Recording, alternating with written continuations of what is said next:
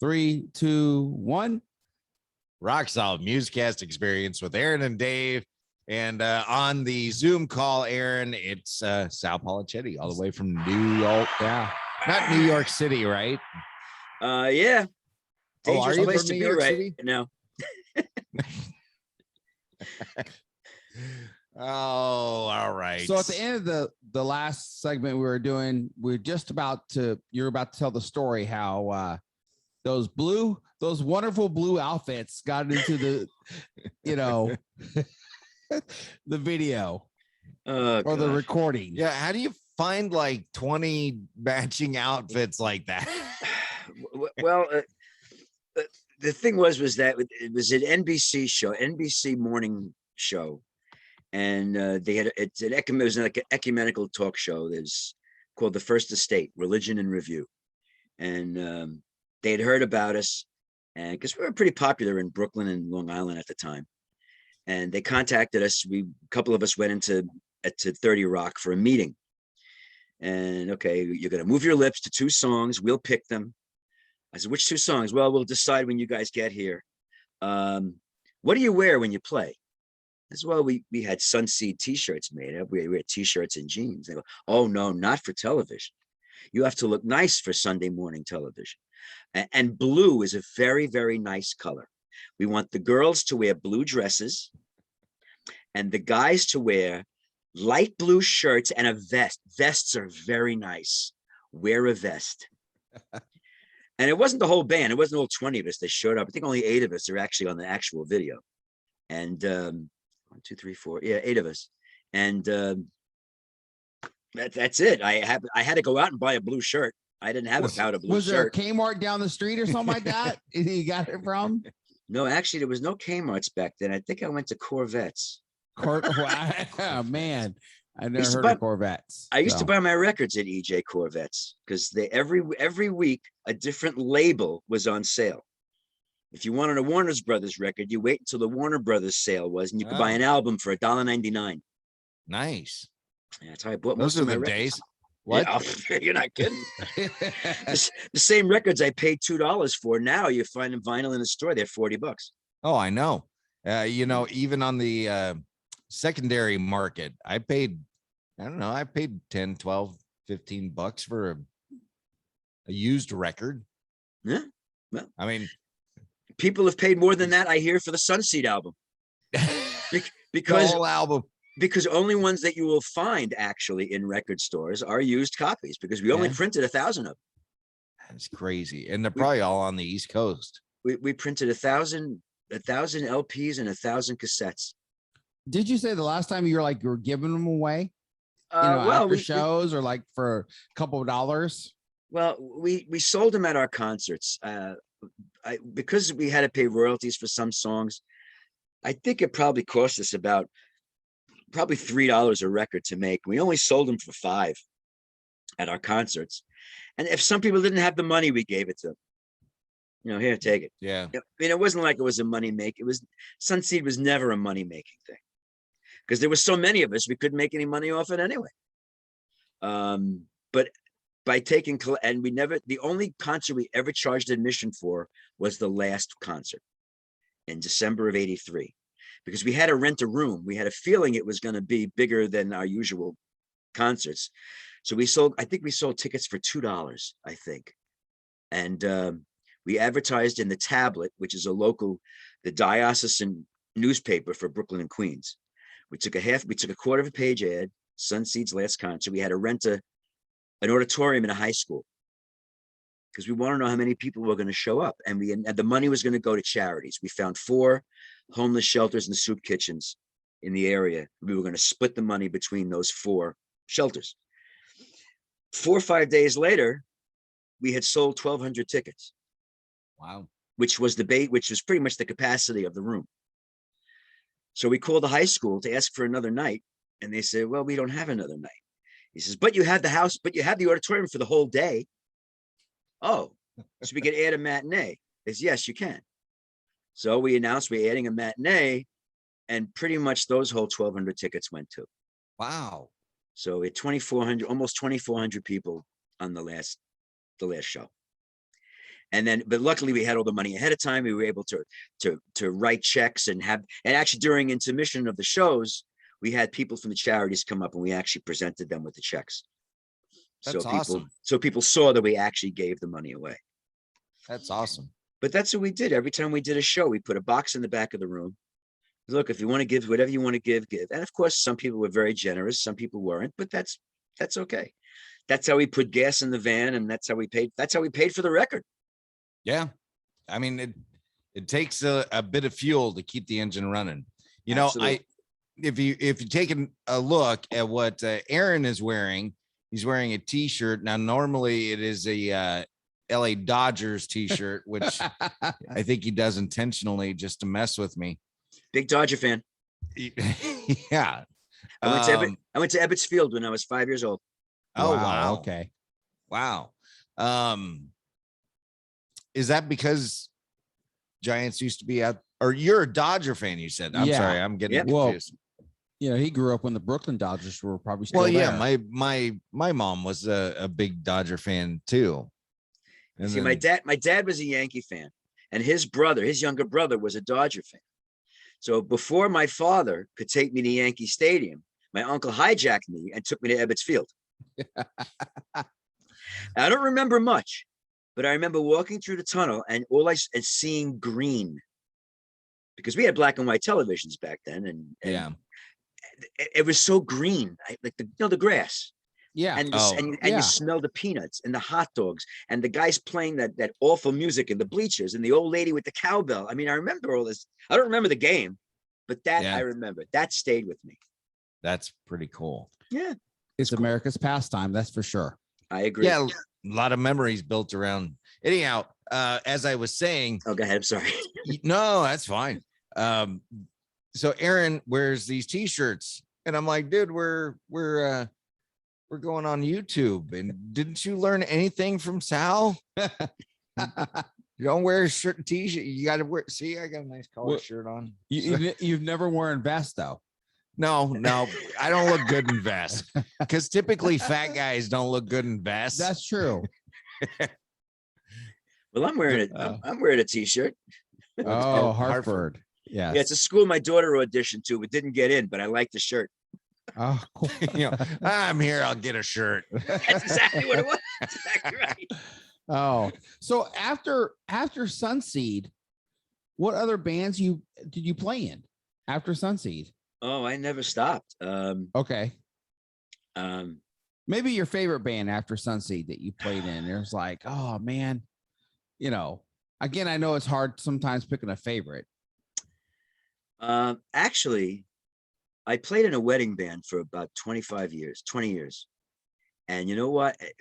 Prime time. And you know, what made it so good was the fact that when I first started to play weddings in the 70s, if people weren't dancing, you played more than the greatest love the world, because that was everybody's wedding song.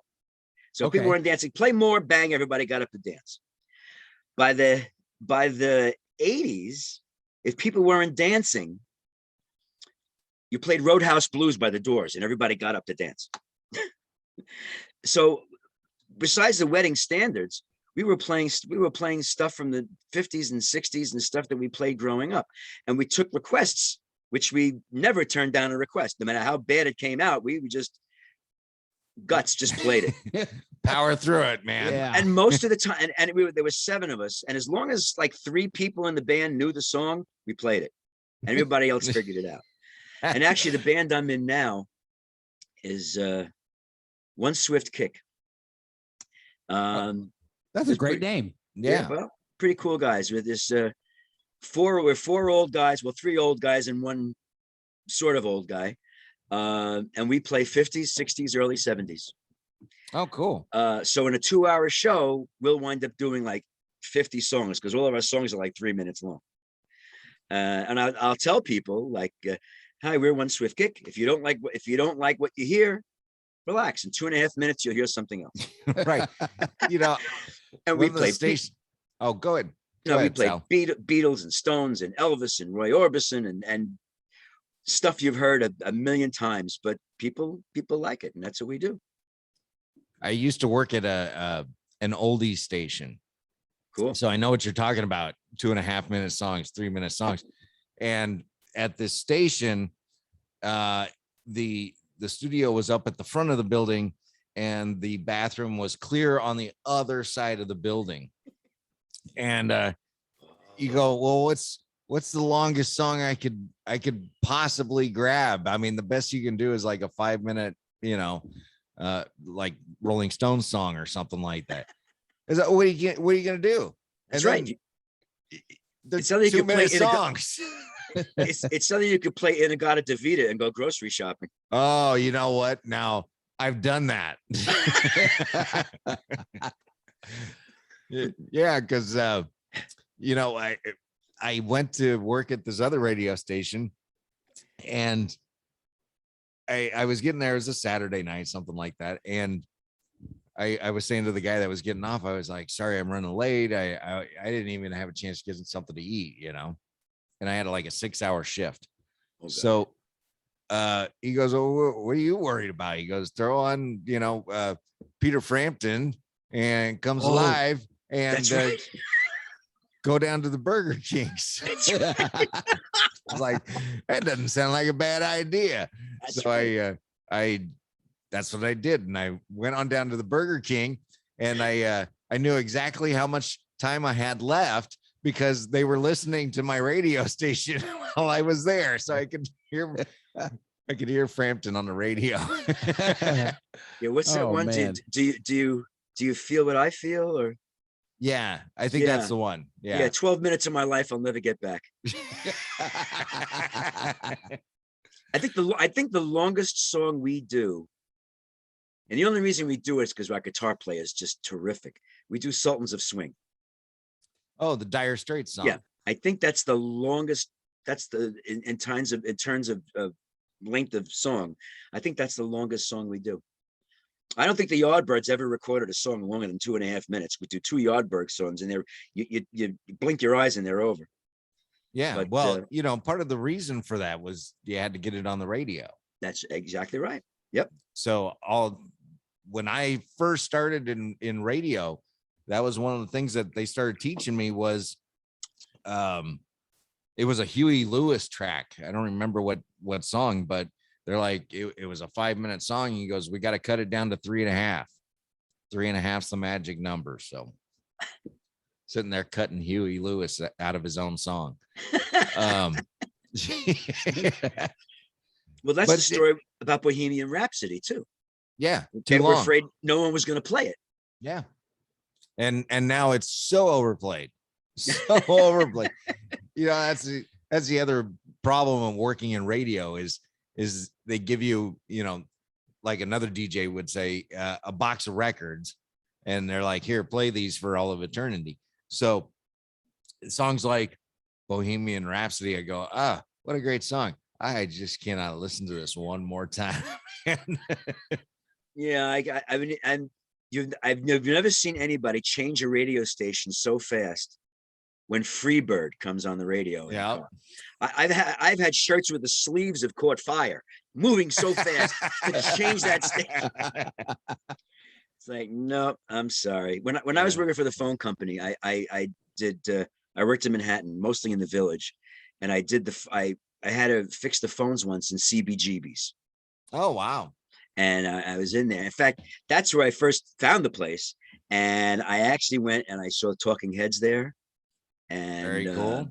But anyway, they have a sign on the wall to the side of the stage, and it says, anyone asking for Freebird will be evicted from the premises. Because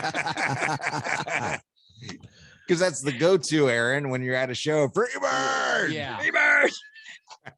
And people may do the horny thing. Yeah, Freebird! You got to get yourself a lighter and just, Yeah, all right. Yeah, sure. That's probably there. Jesus is a friend of mine. Yeah.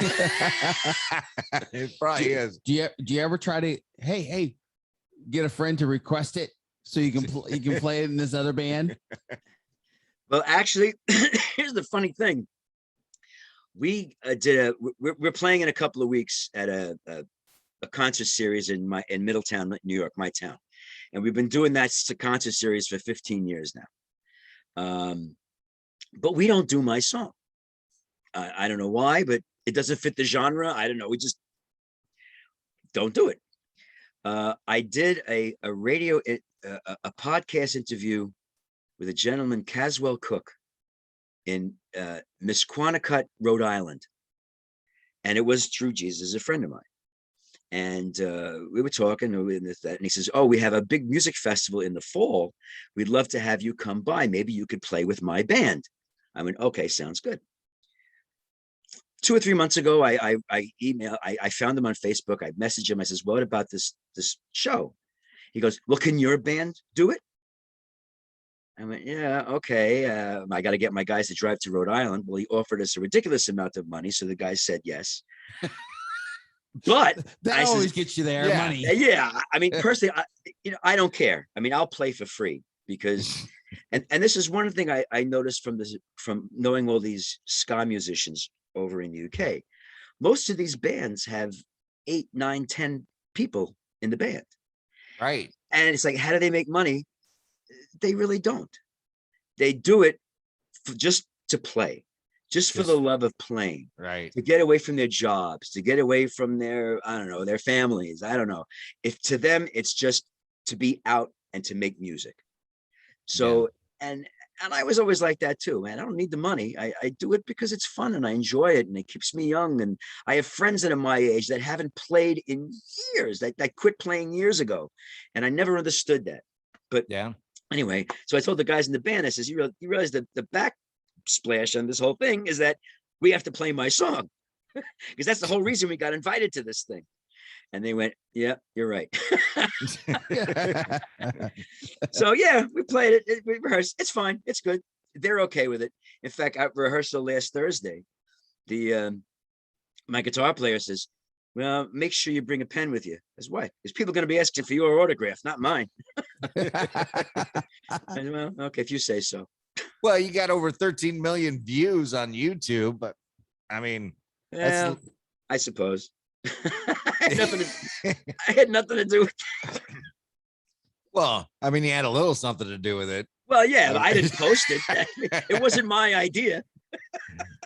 I mean, so, I mean, did you, before YouTube, pre-YouTube, did you think that song was just gonna like never see the light of day again? And absolutely. I mean, no one's ever gonna recognize me for that.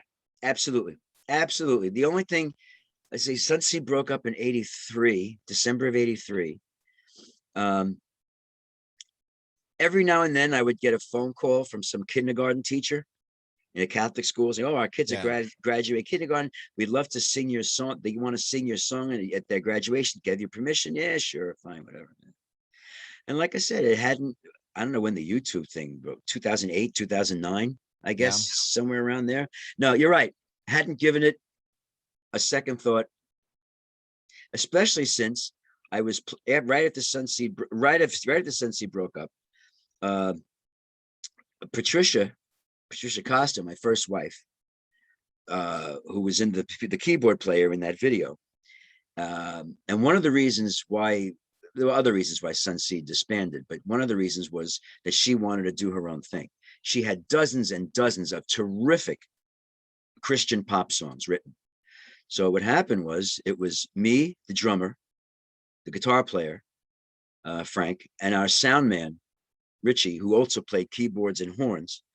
We became her touring band, and we toured as Patricia Costa and Free Reign. We made 2 albums that we paid for ourselves. Couldn't get a record company, couldn't get a record deal. Sparrow Records, Word Records, they didn't want to be bothered with us. Regular record companies said, oh, it's got Jesus in it. You know, nah. Yeah, that wasn't happening back then. Wasn't trendy. Right. So I said, well, I guess we'll have to start our own record company. And we did. Wow. We went to Tower Records and Crazy Eddie Records and said, look, hi, I'm so-and-so from Coastal Records. I'll give you 25 albums for free if you sell them when you place an order. Oh, yeah, sure. So every time we did a concert, where can we get your, oh, go to Tower Records. We broke even, which was for an independent company. That's not bad, breaking even. Yeah. But she wrote so many great songs, so many songs that we never even got a chance to record. because after we, it's funny. I guess you're not supposed to do this with your ex, but even after we split, we still played the band together for 6 months because we never had a problem with that. We never had a problem with playing. But then she moved to Seattle, so that took care of that. But Well, I always thought that she wrote all these great songs and nothing ever happened with them. And it's not like we didn't try, because we did. yeah. So, who's to say that any songs that stupid thing that I wrote, I didn't give it a thought. Yeah. I mean, and that was, who, if you didn't back then, if you didn't have something like YouTube, being the biggest thing would be like being on TV or, right? Right. I was trying to think of how to weld that all together, but now it's like, well, we got our YouTube channel, and I know your friends have a YouTube channel because that's where you put up the video of you with Rude Boy George. Right. But the thing is that now this is what's killing record companies too now, because bands are making recordings, making videos to promote them, putting them on iTunes, and registering with iTunes, so any sales go right to them. Yeah. So it's hurting the record industry, record companies. But you know what? Whatever makes it easier to get your stuff out there is fine. I mean, yeah, that's what I think. That's one of the things that I told Aaron when we started this was I wanted to get these unsigned bands and stuff like that on, stuff people hadn't heard, because everybody's heard the Amy Grant and Michael W. I love those albums, but everybody's heard them. Right. Because I wanted to do something where somebody would listen and go, wow, that's really good. I've never heard anything like that. Yeah. So I forget where I was going with all this now, Aaron. Well, we've had quite a few independent bands. Yeah. And I think some of them are good enough to be signed eventually. We've had one band that they don't want to be signed. There you go. They're from Chattanooga, Tennessee, and they play as many shows as they want. They make whatever music they want. That's it. And so they like doing what they do. Life is short, and got to make yourself happy. And again, when you're with a label, sometimes they direct you, hey, do this and do that.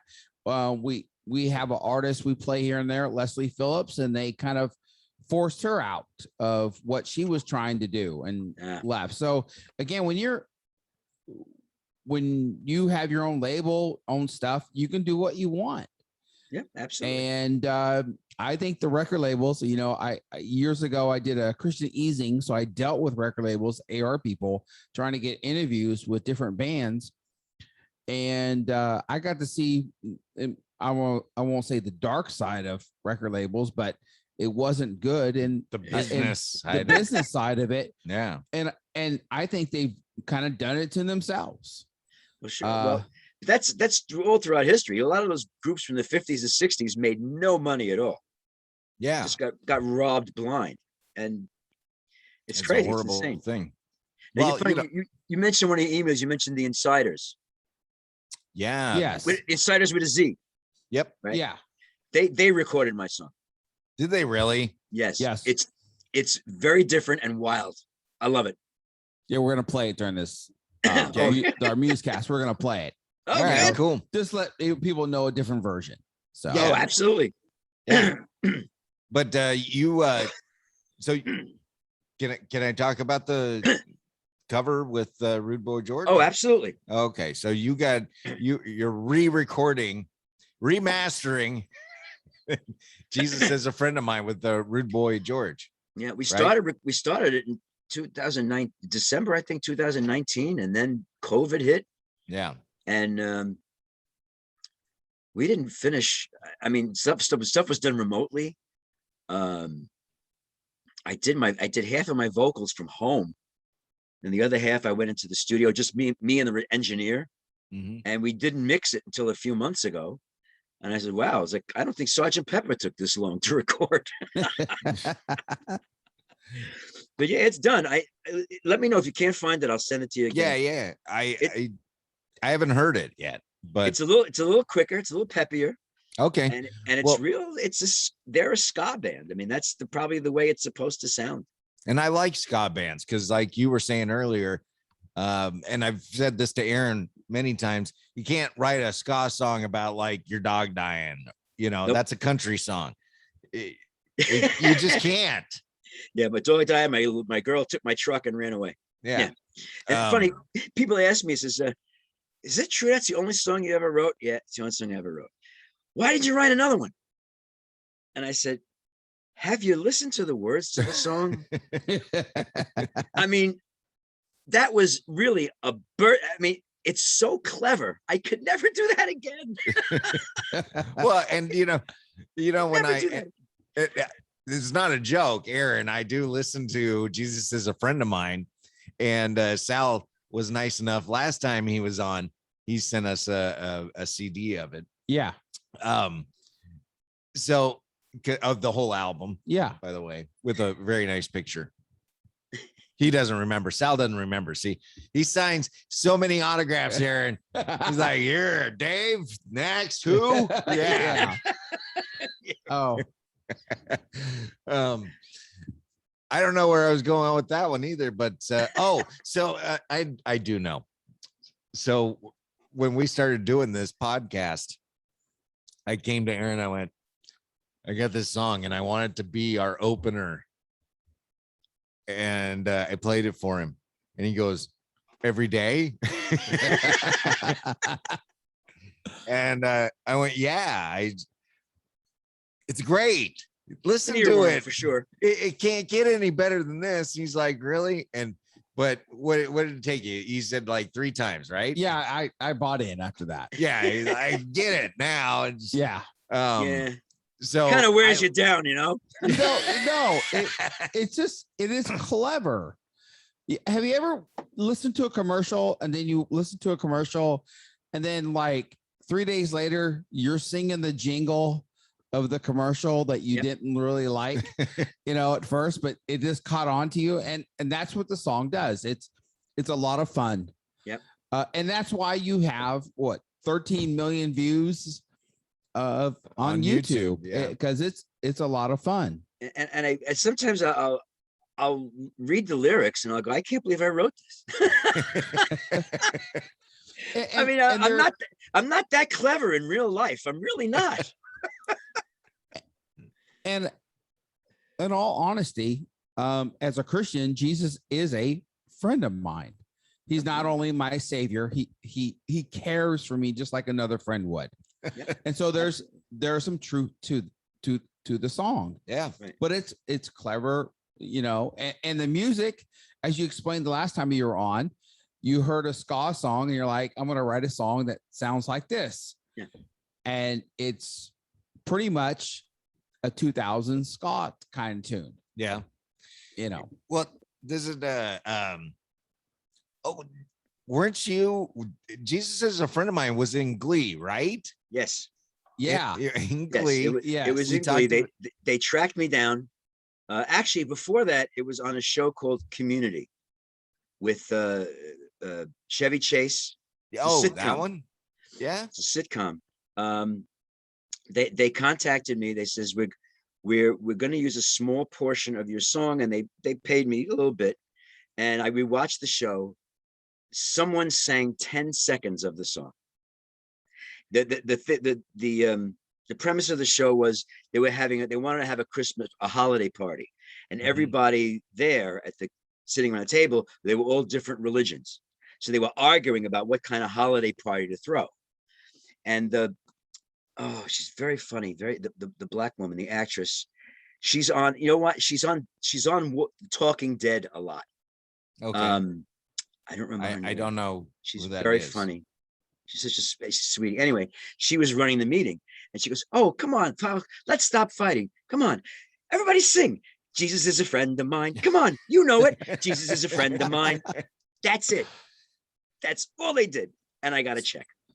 So if you're listening, boys, parents out there, if your kids are fighting, just make them sing. Yeah. Jesus is a friend of mine. It's a happy song. That's right. And that will end the argument. There's a couple of years later, I get a phone call from someone from Sony Music. I am so-and-so. I'm the music coordinator for Glee. do you watch the show? Yes, we love Glee. With me and my wife, my kids, we watch the show all the time. Well, the premise is that Sue is going to be coaching another school at the regional championships. And she finds out that one of the judges is a nun. So to grease the skids, they wanted to do a religious song. Someone on our staff found your song on the internet. I know the woman that does the music for Community. I contacted her and she gave me your phone number. They're filming it the day after tomorrow. And I was going to add, probably if I lived 3,000 miles closer, I probably would have asked if I could gone to the filming. But she says, after we film it, I'll let you know. I'll give you a call, let you know how it came out and if we're going to use it. If we're going to use it, we'll pay you this amount. I was okay, fine. Well, a couple of days later, the phone rings and they said, well, guess what? We did it. It looks great. We're using it. Where should we send the check? And it ran about 3 weeks later. It was on television. And my wife and I, we just fell off the sofa. Where you just like, there it is, right there. when they made the Star of David at the end, oh my God, Oh that was man. Do any of the, I know there's a few of the guys from Sunseed band members still living. Do they ever go, man, we can't believe you wrote that song? You know, you wrote one song and got famous. Well, it's funny because a couple of them are actual ministers out in the Midwest somewhere. Okay. And I on Facebook, I hear from them every now and then. Every time something pops up about the song, I get little Facebook messages, little thumbs up signs and stuff. Right. Well, they were a part of this history too, and it's funny because I always felt bad with Patricia having written all those great songs and nothing ever happened to any of them. But the payback for her was when she was a teenager, she was for years considered the best accordionist in New York State. She won state championships on the accordion like 3 years in a row. Actually, she went to college for accordion, and it was her dream to play. There have been orchestral pieces written for accordion and orchestra, believe it or not.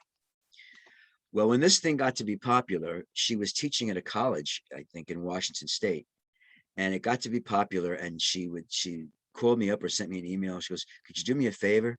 Could you not mention my name in the interviews?"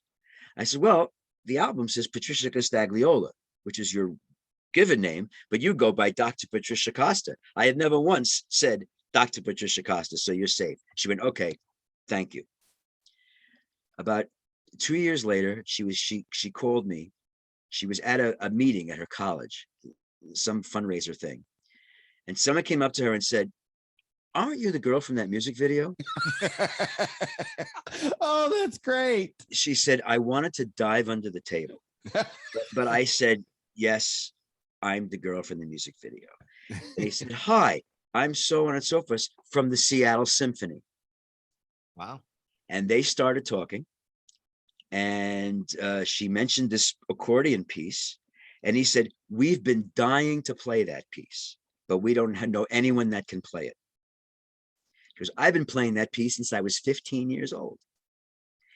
And she actually got the chance to play with a symphony orchestra. And she sent me an email. She says, "I want to thank you so much. I know I fought the thing from the very beginning once it got popular, but it really helped me to do something that I've always wanted to do. So thank you." And of course, what really makes it really ironic and really touching is the fact that she passed about 5 years ago. So she got the chance to do what she always wanted to do in a backwards kind of way because of the song. Well, I've said it many times, God's got his own plan. Oh, absolutely. So, it may seem backwards to us, but, my thing would be, man, just here you are 30, 40 years later, and people are still talking about it. That would blow my mind. I mean, if someone called me out of the blue about something I did 40 years ago, that I never thought was ever going to grow hair. I just be like, oh, you want to, yeah, okay, whatever. I have my people call your people. I'll talk to you later. All right. And you know, of all the things I did when I was younger that could have wound up on YouTube, I'm glad it was that. Yeah, Oh, that's true. craziness. And you know, for the person that found the videotape, because that's how all this started. That's right. The person who found the videotape, number one, why were you taping that? But number two, how did you know that you just had this gem, this diamond, you know? He didn't. And the guy, Doug Principali, he lives in California. He put it on his blog. It was a pop culture blog. He, you know, a lot of old TV shows from the 70s, where are they now kind of things. And when he was living in Brooklyn, a priest friend of his had taped it off television and had given him the videotape and says, oh, you got to see this. I think it's pretty cool. Well, one day he was looking through his box of tapes, looking for something to put on his show. And he found that tape. And he went, you know what? Let's put this on and see what happens.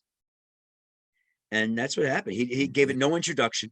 He just put it, there was no prelim, no paragraph ahead of time saying this was from when it was. He just put it on there and to let's see what people thought. Yeah. And the reaction was everybody thought it was fake. You made that up, man. Yeah. They thought, well, sure, this was had to be 2008 or 2009. And the way we were dressed, mostly the way we were dressed, and the hairstyles and everything, people thought it was fake. There's, wow, look at these guys, they dressed retro. Now he knew that it was from 1981 or 82, but he didn't say a thing. He didn't say a thing. He just let it run. Let just you know, there's a story about Alice Cooper and Frank Zappa, and maybe you've heard the story, Sal, where and this did actually happen. Alice Cooper was on stage, and this is back in the late 70s, whatever, and somebody threw a live chicken up on the stage, and there's video of it. I've seen it. Alice grabs the chicken and he just throws it back into the crowd, and the crowd just tore this thing apart, right? And so it made big news and everything. So the story is that he was telling Frank Zappa about all of this, and he said, just let it go. Just let them say whatever they're going to say, because they're going to label you as Satanist and this and that and the other thing. And he goes, all it really came down to is you just didn't know chickens couldn't fly. Well, sure. Zappa had signed Alice Cooper. Oh, and, did he? Okay. Yeah, he was recording for Verve Records, I think, which was Zappa's label. And Zappa thought that was the greatest publicity he could ever get. And you're right. Just let it go. Boy, and don't think they weren't thinking of that when they wrote that WKRP episode. Oh, absolutely. When they threw the turkeys out of the helicopter. Yep.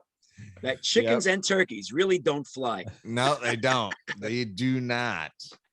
So that's the greatest one of the greatest moments in television ever. God is my witness. I thought turkeys could fly. I agree. As God is. Yep. I agree. Oh man. That is well, you're talking about one of my favorite shows of all time. So yeah, I tend to quote it a lot. However, so I want to, so flashing back now to like 10 minutes in the conversation. I was saying to Aaron, I want to use the Jesus is a friend of mine to open the show. And then I was later saying, you know, I really like an updated ska version of Jesus is a friend of mine to close out the show. We just played, you know, bookended. And we had talked to you, or we were talking about getting you on. And then I was like, well, I know this guy in a ska band, or I know this dude that does punk. Maybe I can get Sal to let me have them recorded or something. And then you tell me this beautiful news that you already beat me to it and got Rude Boy George. And yep.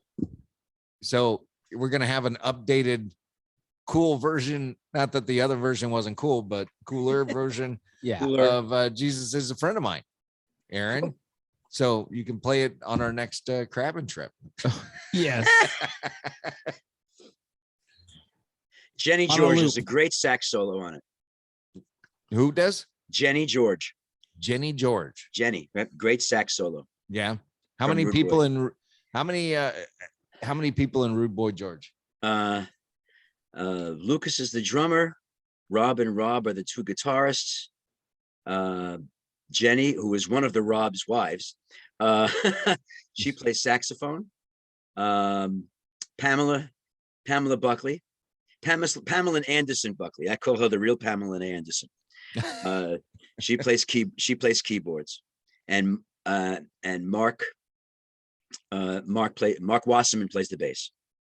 Oh, cool. Except I played the bass on my own song, but he plays bass in Rude Boy George. So now, when you go out with Rude Boy George, is it just for that one song? And everybody's Pretty like, much, yeah, pretty much. But everybody knoes who you are. But You're everybody singing knows who I along am. and all of that. It's the craziest thing. It's the craziest thing. It's the strange. That's what's strange about it is something that you probably, even when you were doing it, were like, this is never gonna go anywhere, so whatever.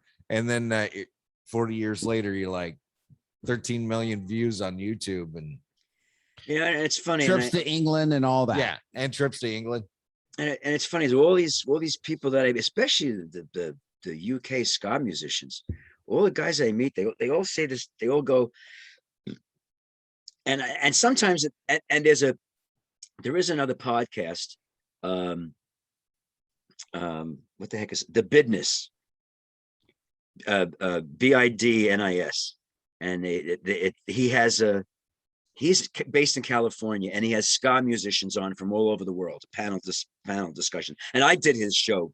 Cool. 4 or 5 months ago, and every time I hear that there's a musician on the show that I either know personally, I met through England, or that I heard of, I pop on and I watch the show.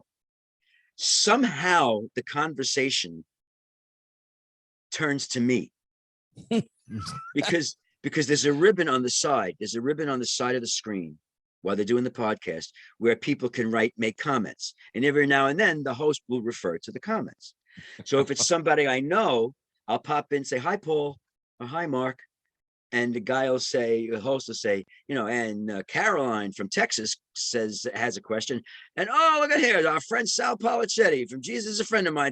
And all of a sudden the conversation turns to me for the next 10, 15 minutes.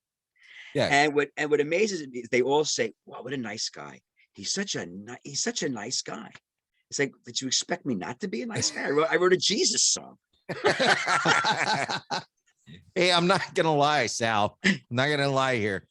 Before we met you, and I'm Facebook stalking you. I'm trying to find who this guy is, right? And I saw a picture of you on your Facebook thing, and I went, Aaron, here's his info. I don't know. He doesn't look all that friendly to me. So I was really shocked when you were really friendly, because I don't know, it's just like one or two pictures. I went, and I went, I think he's like just a hardcore New Yorker, dude. It's like, not like it's in a bad way or anything like that, but just, what I'm talking about. Hardcore New Yorkers, they're not bad people, but they can really come off as rude. I'm gonna have to change that picture. or cynical, but after talking to you, I go, Dave, no, he's just one of us. Yeah. Wants to have fun. And I mean, don't think that I don't realize that I'm the luckiest son of a gun in the world. Gotta be. Yeah. Gotta be. So how do you not be a nice guy when you realize you stepped in it? You know what I mean? Yeah. And I more than stepped in it. I rolled in it. So nothing surprises you anymore when you get a phone call from somewhere about doing something or whatever. No, nothing. No, it is what it is. It's taking on a life of its own. I'm just there for the ride now. There's even a Sunseed group on Facebook. I found that. Yeah. Did you? All right. Because when I came across it, I jumped on it and I posted a little something that we had you on the show. And I always like to ask, it's not my page. So I always like to ask. And I just said, hey, if you'd like, I'll connect a link to the show. Oh, please do. Please do. Oh, I'd love to hear that. and I mean, people are just really just drawn to this song. Yeah. So It's like, what's the one from Big Bang Theory? Soft kitty, warm kitty. That's just, it's the ska version of soft kitty, warm kitty, I guess. I don't know. And Sunseed, there's a Wikipedia page of Sunseed, Oh yeah. Yeah. Yeah, the information is not really correct, but that's okay.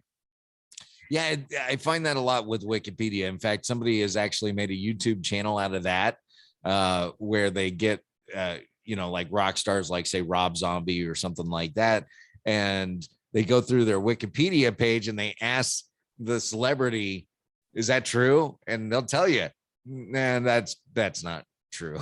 Or this is true, but that's in a different way, Yeah, I read the Wikipedia page and I went, wow, I didn't know we recorded a second album. Where's my royalties? They must have done it. They must have done it without me. Well, they did say it was unreleased. Oh, okay. It's in the vault. Yeah. I guess I don't know whose fault it is. I'd love to know what songs we recorded. It's in the vault. It's a little cash box, Because we I just keep it under my pillow at night. Because we included on that album a couple of Imperials songs. Yeah.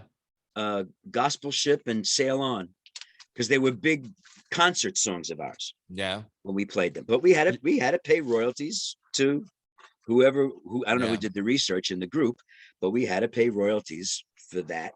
And there was a song we used out of, not a hymnal, I think it was Songs of Praise. It was a popular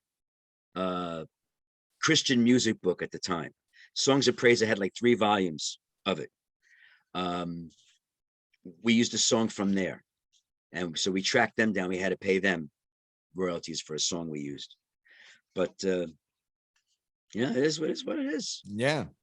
Well, I'm gonna wrap this up because, man, I just got lost in talking to you, and Aaron kind of, and I just looked at the time. I went, wow, I didn't know we went that long. Yeah, it so flies. My apologies for going over, but Sal, we want to start using the new song at the end of our show. Like I said, give it a search. If you can't find it, let me know. Shoot me a text or an email with another email address besides the one I sent it to, and I'll send it again. Cool. And that'd be great. Where can people find you? I know you got the YouTube thing, right? Son of Sunseed, I think. Is that yours? Yeah, Son of Sunseed is my YouTube channel. Yeah. Yeah. Okay. And then I don't know.